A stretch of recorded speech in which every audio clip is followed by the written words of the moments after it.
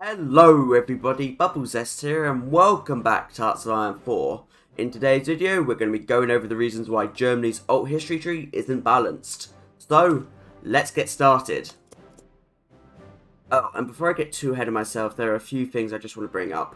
One is I'm going to make a lot of references to the Soviet Union today, because in my opinion the Soviet civil wars are very balanced. The second is, I understand Paradox's original intention with the German alt history tree, especially in 2018 when this came out. It made sense to be what it was. The original intention was to ensure that a World War II scenario always occurs. I just don't think the way it was handled was very balanced.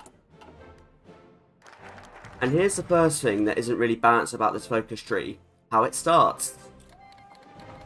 It's a 70-day civil war. When we compare that to the Soviets, who have to take months before their civil war starts, Germany's one is just ridiculously fast. Next up though is August von Mackensen. Look at his traits. Division, attack and defense plus 20% on core territory. That is ridiculously strong. You basically can't lose as Germany right now. The Soviets have no benefits even close to that. And we get 24 extra divisions. Admittedly, we will lose these once the Civil War is over, but still, 3 units are still 3 units. So let's put them together and prepare to go. There we go, just pop them on the front line and we'll go aggressively. Just need to snipe the victory points. The other Germany will be strong-ish, but with these buffs that we have, they ain't got a chance.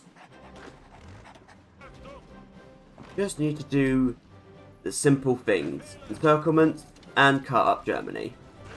A few encirclements will confuse the AI and then we'll go quickly. So for instance, we just need to get to the Czech border, cut them up a little bit. Something like that will do. Of course, we need to get to Berlin, Munich, all of that. But that's pretty standard for this. Oh, the AI wants to pin. You should know better, HOI4 AI at this point. We say no to pins these days. We just say no.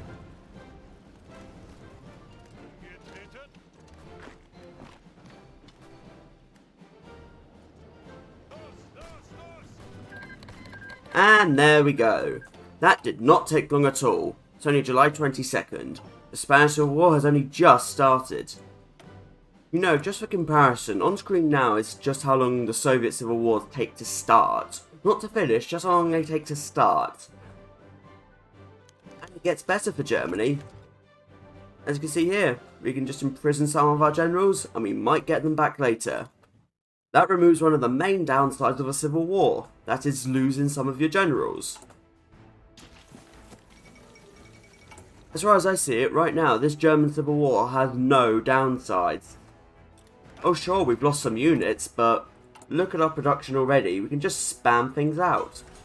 Oh sure, we have some infrastructure and some factories damaged, but those will be fixed before you know it. And that's even the best way to do the German Civil War. You can cheese it quite easily by just changing your divisions over to artillery, or by saving some of your stockpile by sending it over to Italy. But I digress, let's continue. Next up, secure the new state. And yes, I also managed to get war economy from that. We somehow shot up from 35 war support all the way to 100. So there we go, war economy for basically nothing. And now let's revive that Kaiserreich. It's the main attraction of this focus tree. I'll be fair, the democratic tree is actually mostly balanced. It's the monarchist tree that really isn't. And now it's time for, in my opinion, the most overpowered focus in this whole tree. Rebuild the nation. Minus 20% consumer goods for a year. That is ridiculous. That is overpowered. We will have no consumer goods for a year. And you might be thinking, oh, but a lot of Germany's destroyed, you need to rebuild. No, it isn't. Only been a few months and this is all that's left. We have basically nothing to repair. Why does Germany get minus 20% consumer goods? This is too strong. We're already at war economy. We're going to go right down to 0. Just for comparison, here's what the Soviets get in their civil wars. Trotsky, 20% factory repair speed. Bukharin, nothing. The closest thing is all the way over here in the Tsarist tree. Rebuild the nation, minus 3% consumer goods for 540 days, which is a little bit more balanced. And this is also why we're doing civ spam. We may as well considering the circumstance. Look at this, we have our full army command basically intact. Again, this adds to what I said, the Civil War has no downside. You know what, since we can't do Return of the Kaiser just yet, let's do a new and better Germany, for even more quicker civs. If I'm honest, I would be fine with most of this tree if it was just national revitalization, which got boosted by Prussian militarism and a new and better Germany. That much is balanced. The consumer goods, though, are not. Alright, let's finally get that Kaiser back. Don't worry, we'll get him back. The Allies only object if Germany's raised over 15% world tension, and the Netherlands only object if you have a smaller army than them. We'll get him back.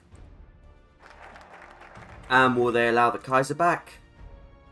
Of course they do. The man, the myth, the legend, Wilhelm II is back. And now let's do some naval rearmaments.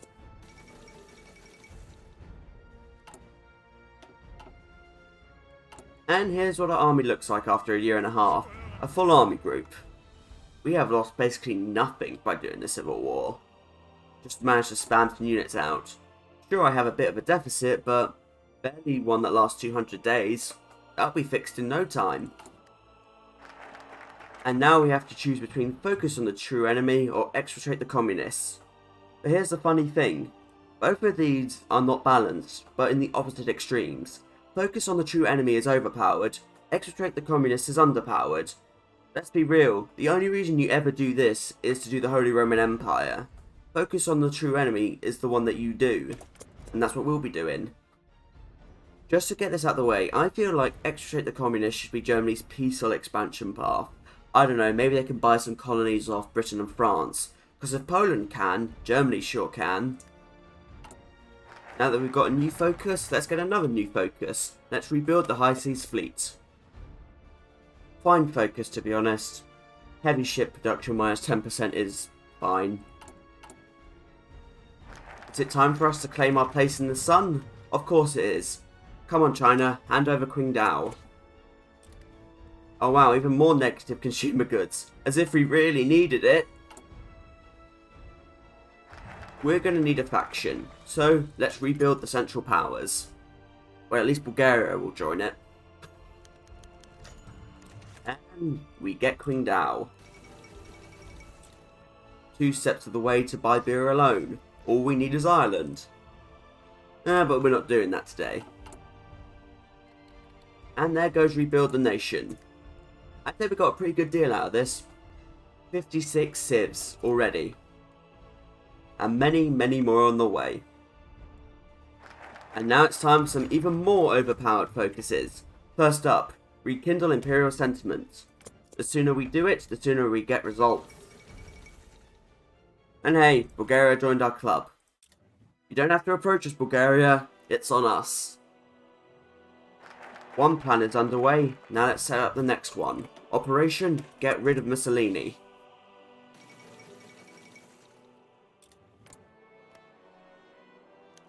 And here reforms Austria-Hungary pretty much immediately. If you're wondering why it's so quick, it's because I've been boosting non-aligned in Czechoslovakia this whole time. And now the support is so high, Austria-Hungary forms within a day. How is that balanced? I'll tell you, it isn't. Even without that, I really don't feel like Germany deserves to get Austria-Hungary for free. As it even says, we didn't have to fire a shot. We did nothing. And sure, you can say, oh, but you boosted Czechoslovakia. And sure, I did, but you don't have to do that. Even if you don't, it will only take a few months before Austria-Hungary reforms. But to be honest, I really don't like this. The amount of ahistorical games I've done where the Czechs have done something interesting, like, I don't know, do the Czech Entente, only for them to just be formed into Austria-Hungary is just too high.